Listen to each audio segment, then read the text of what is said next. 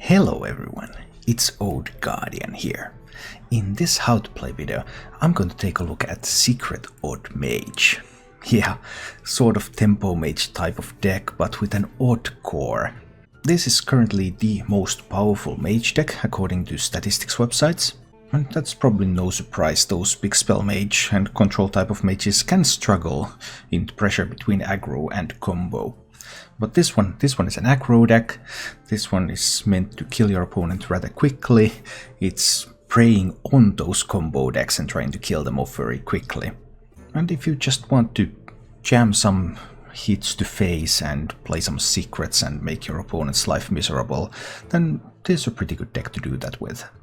Earlier this season I tried to build a budget version of this deck, but I'm afraid to say that that is going to be impossible. There are 3 absolute core legendaries in this deck and none of them can be replaced. So there's Baku the Moon Eater, Jan'alai the Dragonhawk and Leroy Jenkins. Baku of course gives you that enhanced hero power, so your hero power deals 2 damage every time, and Jan'alai and Leroy are absolutely essential because they provide you with reach. You deal some damage and then you need a little bit more to end the game, and that's where you need these powerful cards. There are simply no valid replacements for them. There's also a 4th legendary card in this deck, which is Stargazer Luna, which can probably be replaced maybe with something like a Blackworld Pixie or something. But Luna is still a strong and good card, it's just not quite as mandatory. The overall strategy of the deck is to be aggressive, is to be fast, so you have a bunch of 1-drops in the deck. There's Diamol, Firefly, Secret Keeper, so that you can get started with a 1-drop on the board. One of the absolute cornerstone cards of this deck is the TAovlAvvsAs Mage. It's also the best card to mulligan for in general. You're typically mulliganing for TAovlAvvsAs Mage and your 1-drops. And then maybe something depending on the matchup, like you can keep Jan'alai in slow matchups, or you can keep Daring Fire Eater against Rogue to be able to answer tugs. But overall, TAovlAvvsAs Mage, that is the key card. And you can keep TAovlAvvsAs Mage safely even if you don't have a secret in hand, because there are enough secrets in the deck that you're very likely to draw one. And that tempo swing is very important for the deck. There are a couple of other 3-drops in this deck. Black Cat is a very nice card because it always draws you a card, so it's safe play on 3 if you have nothing else to do. And then there's Pyromaniac, which you sometimes want to drop on 3 because it has a sturdy 4 health, so it can be difficult for the opponent to remove. A hunter without a board, for example, cannot just kill this with a flanking strike. And sometimes you want to try to save it so that you can get the hero power and the card draw on the same turn. There are lots of nice little tricks you can pull off with this deck. Daring Fire Eater, for example, your next hero power this turn deals 2 more damage, so you can turn your hero power to deal 4 damage with this for 1 shot, enough to kill something like a Henge Clan Thug on curve. But you can also stack these up, so you can play Fire Eater for 6 damage hero power, and then you can also add a Clockwork Automaton, double the damage and healing of your hero power. So Fire Eater, Automaton, hero power, that's 8. Double Fire Eater, Automaton, hero power, that's an amazing 12 damage. So there's surprising amounts of reach with these hero power synergy cards in this deck. And you really want to be using that hero power because you want to get Jan'alai ready. Jan'alai Battlecry, if your hero power dealt 8 damage this game, summon Ragnaros the Firelord. And one thing to note about when there's Divine Shield minions in the game is that if you ping a Divine Shield minion, it doesn't actually deal any damage, so it doesn't advance the Jan'alai. Just a little thing to keep in mind. This build that I made is pretty standard. There are only so many odd cards you can put in a deck. I've chosen to include only 1 Fungalmancer. I think Fungalmancer is slightly underperforming in this deck, because you don't that often have a minion board that you can use Fungalmancer on. But it's still better than Nightblade, which is also sometimes run in this deck, which is a 5-mana 4/4 that deals 3 damage to the enemy hero. But I have chosen to go with a 5 secret package, so I've included a Spellbender, and this is clearly a tech choice. Right now it can catch some buffs from even paladins, or it can tank up some flanking strikes, for example. There's just a lot of cards in the meta right now that target minions. But Spellbender is definitely something, it's a meta call, and it should be changed if it's not performing for the meta that you're in. And some of the options that you could replace it with include using other secrets, or putting in a second Fungalmancer, or maybe even putting in a Blackworld Pixie or a Blood Knight. This is an aggro deck, so remember to constantly take a look at what is your path to lethal. try to push face damage very, very aggressively. And try to do it in such a way that you know what will be the path. Like, sometimes using Leroy, if you expect the opponent to be able to play taunts, you don't want to use Leroy as the last finisher. You have damage that goes through taunts with the Fire Eaters, with the Automatons, with your hero power, even possibly with Channel getting that Ragnaros. So you can use Leroy as not the last finisher, but as 6 damage to the face, so that it sets the health total low enough for you to get another finisher to actually end the job. There's also things like you have Cinderstorm, for example, deal damage randomly split among all enemies, and you generally want this to go face, instead of waiting for the opponent to populate the board with multiple minions when Cinderstorm is not doing damage where you want it to be doing damage. So even though it's an aggro deck, there's still quite a lot of play allowed by this deck. So it can be pretty fun to play, and it is the best performing mage archetype right now, so that's further incentive if you like playing mage. If you enjoy this content, then please click the like button and subscribe to my channel for more. And now, let's go take a look at Secret Odd Mage in action. I'm gonna try something like this. I believe I'm going to draw a secret by the time I can play the Kirinto Mage. And Kirinto Mage has potential to give me such a big tempo swing. I want to give that a try. Hunter, get 2 cards. As you see, there's my secret. Beautiful. We have a secret. What about the hunter? What do you have? Nothing yet. Alright, alright. I think we're going for some secrets here. Because now he cannot play Animal Companion. He cannot play Flanking Strike. He cannot play Master's Call.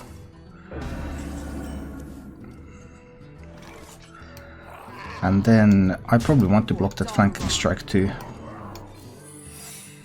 We just keep pumping these secrets out there. So if he was ready to sacrifice the Master's Call in order to at least get a Flanking Strike off, then no, you won't.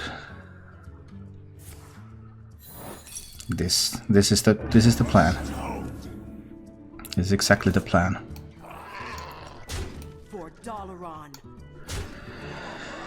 Then I suppose it's a black cat here.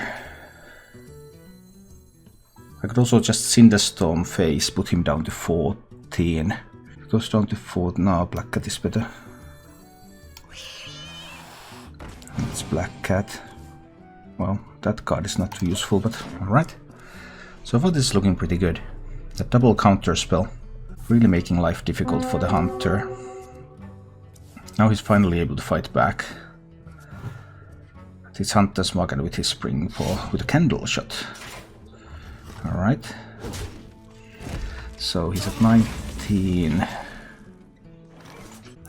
This puts him down to 15. Or I could use the Leroy. But if it's Leroy, I will need to trade, and he still has the candle shot and the 1/1 for a safe trade. 15. But Cinderstorm when there are minions also doesn't go face that effectively. I think this has to be a Cinderstorm turn actually. Because I can't push that Cinderstorm damage to the face once he gets some minions on the board. So I believe this is the best chance I have. Does he have Rexa? He does have Rexa. Rexa is obviously nice. Allows him to deal with the cat. Now he might be able to find... So if I push 6, put him down to... Yeah, this is Leroy. And we're pushing face damage with everything we've got here.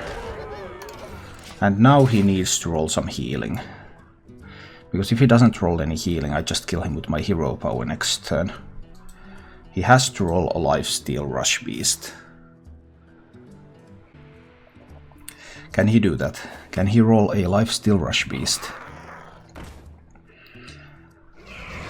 Nothing else matters. Only a Lifesteal Rush Beast matters. That's not a Lifesteal Rush Beast now, is it? Nope, it is not. Hero power time. Welcome to the show. Welcome to the show. Boom. But here we are again. Fine. Let's go. Trying some aggro type of mage. Let's see how this one is going to turn out. I just beat this hunter. Unfortunately, I managed to queue into him again. I didn't want that, but it happened.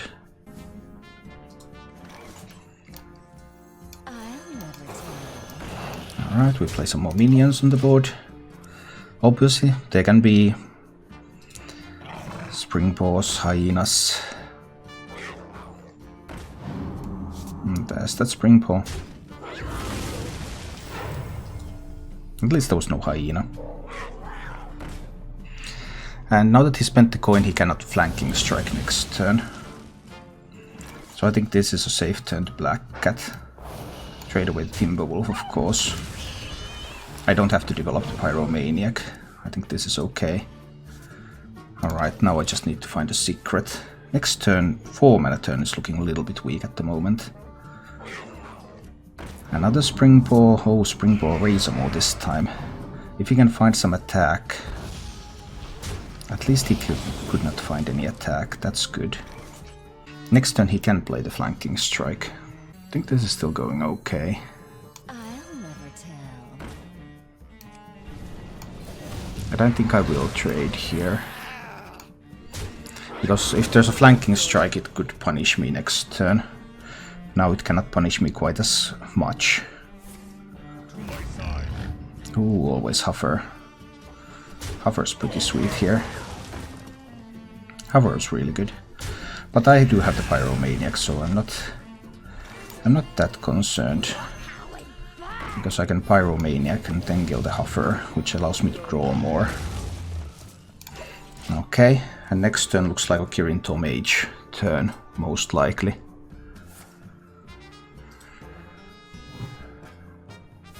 Oh dear, he was able to have a flanking strike. Now I cannot kill this one. Now I can. And I can do the Kirinto Mage as well. Kirinto Mage. Yeah, this looks good. Kirinto Mage. To play the runes. And then Fire Eater. To kill the wolf. Okay. But he has that one card that he kept. Does he have Rexaron 6 again? Last game he had Rexaron 6. He has Rexaron 6 in this game as well. But he has already spent the Hunter's Mark. So... time to see what channel I can do. Alright, does he have something big enough to fight the Rag? Because Rag is coming. But obviously, Rexaron 6 in 2 consecutive games. That is powerful. But if he can find something with Poisonous, or if he has another Hunter's Mark,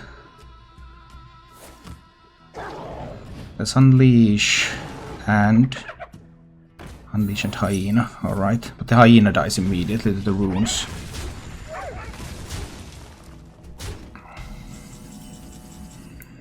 So this is looking quite good, isn't it? It's Black Cat hit, counter spell. Yeah, that's the line. We start with Black Cat. We get to draw a card. Arcane Missiles. Arcane Missiles might enable me to push even more to the face. Or it might not. Let's try Arcane Missiles. Arcane Missiles sounds pretty good. Allows me to push even more to the face. Deal out more stuff. Alright. I don't think it is. Gallery is pretty painful stuff. Okay, so it's not an Odd Rogue. Which is already interesting. But it could be like Malygos, or it could be one of those Tempo Rogues.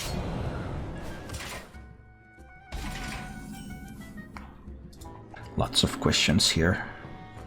Such as, do I coin the Black Cat? What if he has a backstab?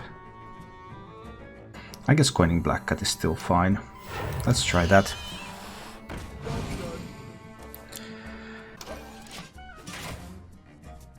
Optimus, do you think Luna is stable in this deck? Luna is the least important of the legendary cards, at least. You need Leroy, you need Janalai, and you need Baku. So these three are absolutely mandatory. Without them you will never have enough reach. But I suppose Luna might be able to be replaced. It's possible. It's just a pretty good card. This guy's toast. Arcane Missiles probably means that I can ping this away.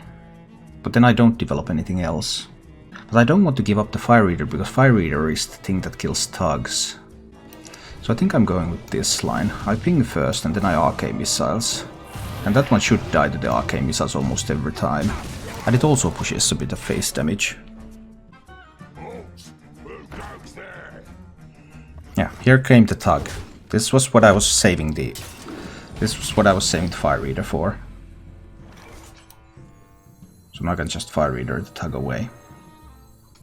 Welcome to the show. Boom. Thug goes away. I can play a Diamol out there.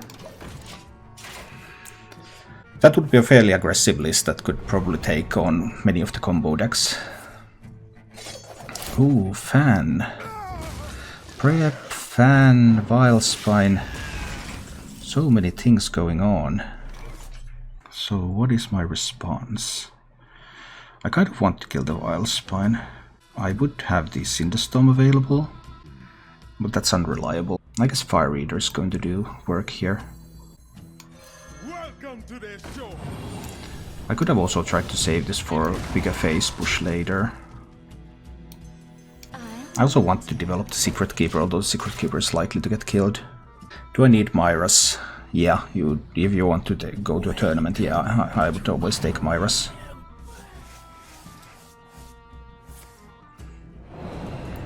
Eviscerating. Alright. Ooh, Janala is coming down next turn. So I kind of want to get the Spellbender out this turn. So we open up with the Cinderstorm.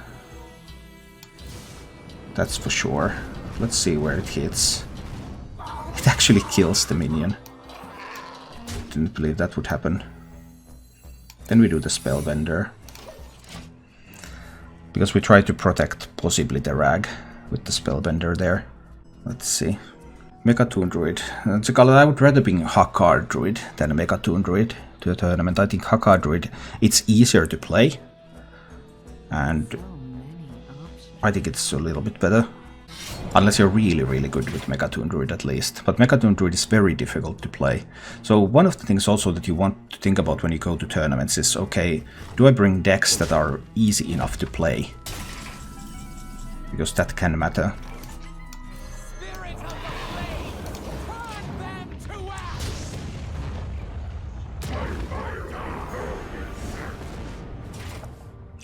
Yep, time to die, insect. Why do you play Spellbender? Buffs and single target spells in the meta. I think it's a nice inclusion. It's not something that is regularly used in this deck, so people don't expect it. I think I can try with something like this. But yeah, this is a pretty strong archetype right now. Not one of the very best, but it's okay. So probably Exodia. Kept one card. So I would keep like Crystology. Maybe even a Righteous Protector. I don't have a 2-drop, so I think I will use this turn to Hero Power. Because then on 3 I can play Flame Elemental Hero Power again, for example. I hope you like my invention. I could also get a Black Cat out there. He can have Coin True Silver. Most of these builds don't even run True Silver, but some of them do run it as one-off. I think I could use the Black Cat. What I could really use would be a TAovlAvvsAs Mage, so that I could get a tempo swing.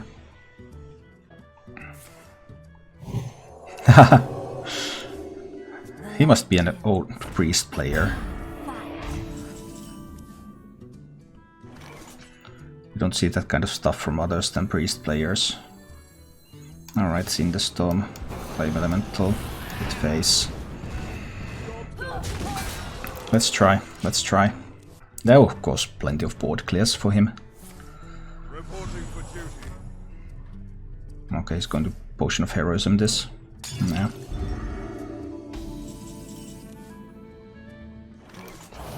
I'll hit into that. I'll draw with the Pyromaniac. And I try to push face a little bit. Now he probably goes for some kind of a board clear. This board state is starting to look like something that you want to get rid of. So I don't expect to keep this board. It's okay. Oh, Pyro Coin Consecration. That's a nice one. He didn't have equality, so he didn't do this. Not bad at all. I like that. I guess I want a couple of minions out there. Not developing the secrets yet. Or I could play Secret Keeper with just a single secret. Oh boy, oh boy. If I keep a single secret hero power, what is my next turn? It's not going to be Fungalmancer. But if it was Secret Keeper, Pyromaniac hero power, then my next turn could be a Fungalmancer, depending on his play. I just saw a board clear. So I think I want to go with the double minion development and no secrets. This opens up Fungalmancer hero power as a potential play for next turn.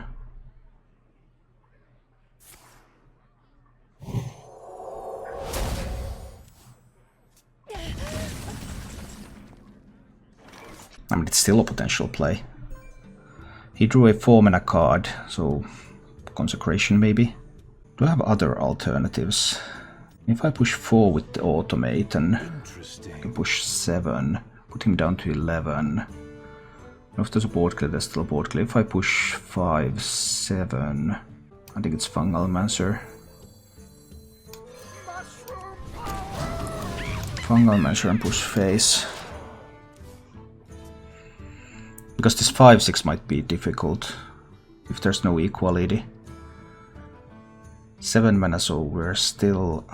He hasn't discounted the Shirvala enough yet. He can't get to Uther yet. But timeout is something that he can, of course, do.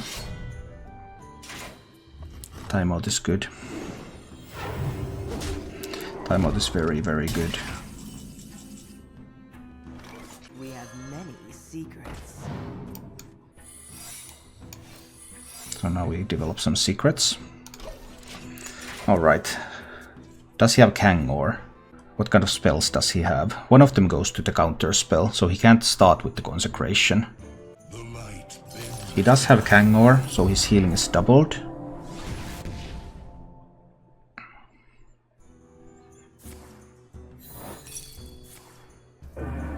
And then there's a Consecration.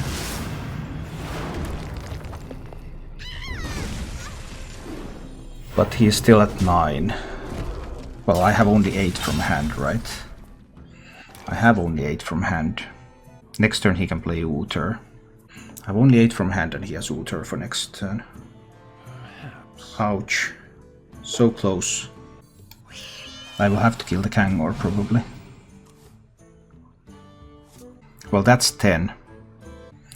That's 10 if only one hits Kangor. But that's very unlikely that only one would hit Kangor. Let's see if only one hits Kangor. No. 2 hit Kangor.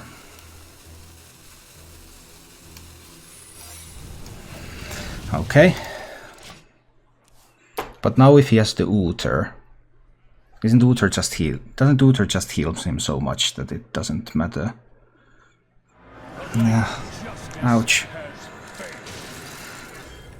That's tough. That's 20 healing right there. It's going to be 20 healing right there.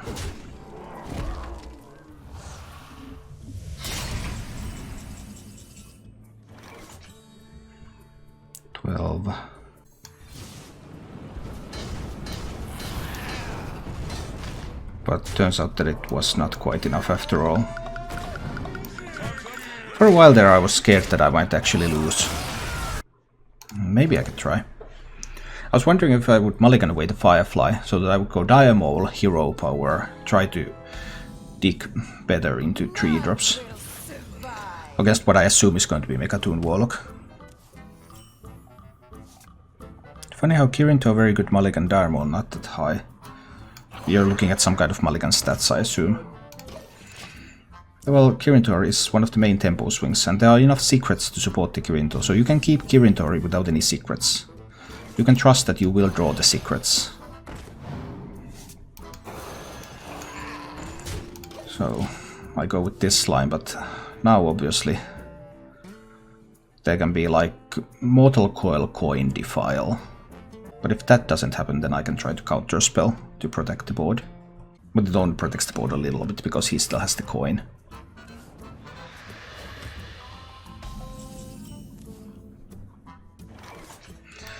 Oh, now I have so many options. Actually think I bluff. I'll bluff. I will get him to spend his coin into an imaginary counterspell that does not exist. I'm not sure if that turned out well or not. Kinda hard to say, really. I'll never tell. But now there's an actual counterspell. Now that the coin is gone. He could just play a Corpse Taker. I still assume this is Megatoon Warlock.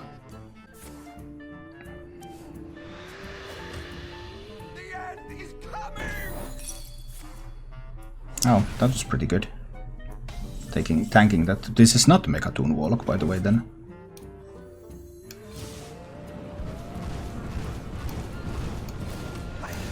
Well, I need to try to push. So now he can play minions, but there's still the counter spell left. Oh no, not that Celiax. Celiax was probably the best possible card in this position. Very, very powerful. Very weak turn from me. And Channel is not charged, because I went with the Firefly place. So this is looking pretty bad for me right now.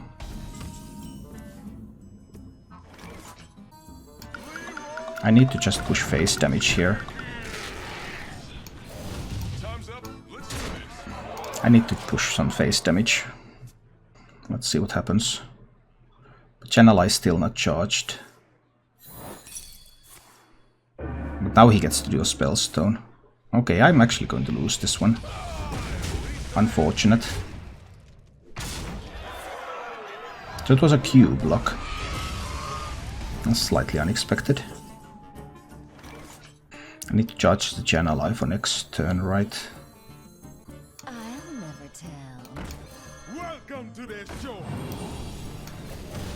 But it's unlikely that I can do this. I'm going to have to get some good RNG rolls going. We'll see if he finds more healing. I've already seen Celiax and a Spellstone, so maybe there is no more healing. If there's no more healing, then respect trade. Alright. Let's see. 1 in 3 to win the game on the spot. And if I don't win the game, at least one of the mountain giants will die. So it's still not terrible. But I just win. Acceptable state of affairs. Thank you for watching. If you enjoyed the show, please click the like button and subscribe to my channel for more.